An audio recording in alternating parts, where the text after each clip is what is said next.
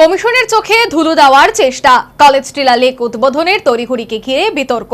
অবশেষে কলেজ টিলা লেক উদ্বোধনে ত্রিপুরা মানবাধিকার কমিশনের স্থগিতাদেশ। চলমান মামলার মাঝেই কলেজ টিলা লেক উদ্বোধনের ঘোষণা। স্মার্ট সিটি প্রকল্পে 15ই আগস্ট লেক উদ্বোধনের খবর প্রকাশ্যে আসতেই রীতিমতো শোরগোল প্রশাসনিক মহলে। বিষয়টি এখনো ত্রিপুরা মানবাধিকার কমিশনের বিচারাধীন। অথচ আগরতলা স্মার্ট সিটি লিমিটেড কর্তৃপক্ষ আগেভাগেই উদ্বোধনের দিনক্ষণ জানিয়ে দিল। 5ই আগস্টের এক দৈনিকে স্পষ্টভাবে লেখা হয়েছে 15ই আগস্ট লেক উদ্বোধন হবে। সে খবরে ক্ষুব্ধ পরিবেশ রক্ষা সংগঠন। মামলার কাগজে সংযুক্ত হয়েছে পত্রিকার কাটিং। অভিযোগ, মামলার নিষ্পত্তির আগে এমন ঘোষণা কমিশনের কার্যক্রমকে বাতিল করে দেওয়ার চেষ্টা।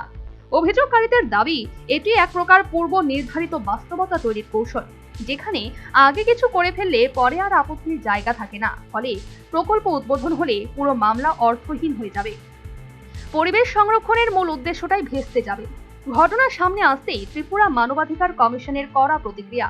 কমিশন জানিয়ে দেয়, এই উদ্বোধন মামলার মূল বিষয়ে সরাসরি আঘাত হানবে। তাই কমিশনের পক্ষ থেকে স্পষ্ট সুপারিশ করা হয়েছে নগর উন্নয়ন দপ্তরের সচিব, রাজস্ব দপ্তরের সচিব, বন দপ্তরের প্রধান মুখ্য সংরক্ষক, পশ্চিম ত্রিপুরার জেলা শাসক, আগরতলা স্মার্ট সিটি প্রকল্পের প্রধান, এই 5 কর্তৃপক্ষ যেন প্রকল্প উদ্বোধন বা চালু না করে, যতদিন না মামলার নিষ্পত্তি হয় কিংবা কমিশনের পক্ষ থেকে নতুন কোনো নির্দেশ জারি হয়।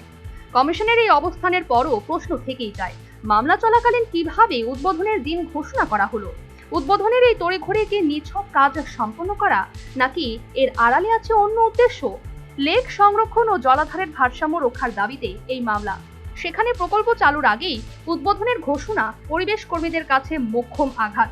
একদিকে সৌন্দর্যায়নের উন্নয়ন, অন্যদিকে পরিবেশের অস্তিত্ব দণ্ড চরমে।